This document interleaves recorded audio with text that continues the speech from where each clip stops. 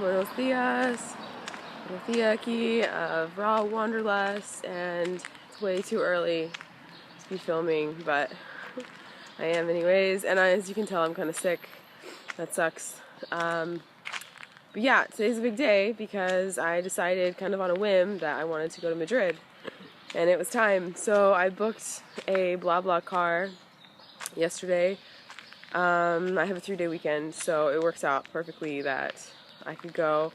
I could have paid a little bit less money and opted to take the bus, but I wanted to take a car because, first of all, it's an adventure. I've heard about BlaBlaCar, but I've never actually used it before. It's like a glorified, like, hitchhiking service where you can, like, review the drivers and stuff. So I wanted to try it out. Plus, I wanted to be in a car with Spanish speakers so I could have some conversation and make some new friends. So that's what I'm opting for, and I'm just waiting for my ride now.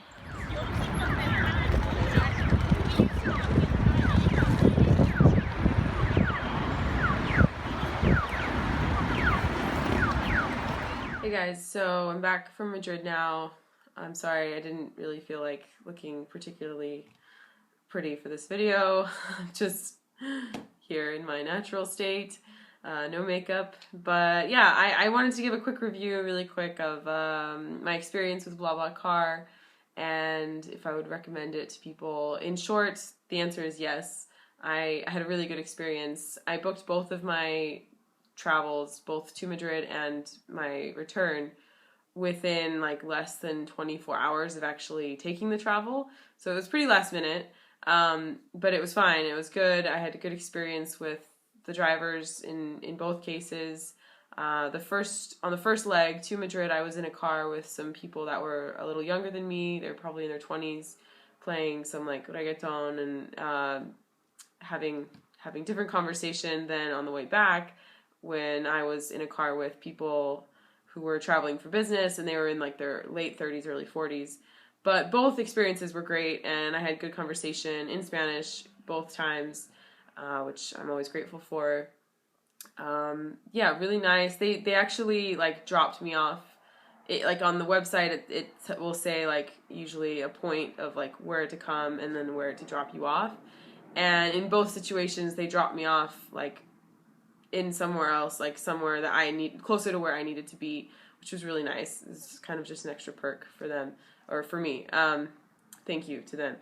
And so, yeah, it was a really good experience. And like I said, it's kind of like glorified hitchhiking, but I think it's pretty safe. You know, you can review the drivers and get an idea and talk to them before you meet up. And of course, when you're there, you can always feel it out and see like if this is a situation you feel good about or not. And in my case, I got good vibes, so I went with it, and it was a good experience.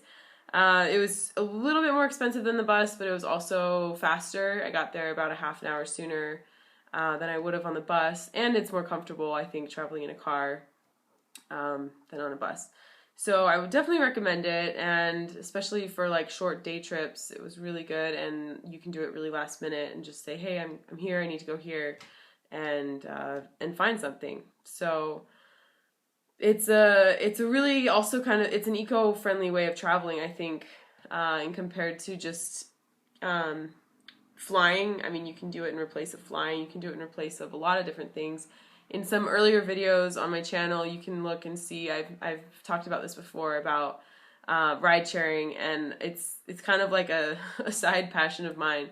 For the majority of my adult life, I haven't had a car, and there's pros and cons to it, and that's like another video. But in general, I feel like the less you can drive, the better.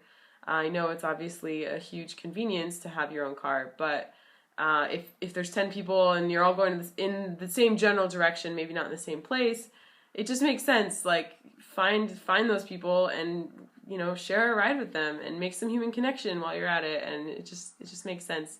As far as Madrid goes, I had a really good time. I didn't have nearly enough time there.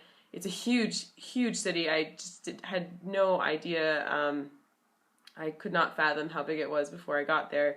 It's not so big vertically as it is horizontally. It's just really spread out, really wide, and if you want to walk all day, then go to Madrid.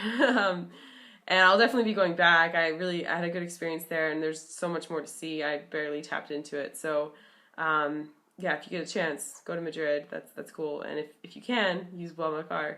Why not? Okay, thanks guys for watching. I'll see you next time. If you want, you can comment down below with your thoughts. If you have any suggestions on new videos or whatever, I'm open to hearing that as well. So, see you next time.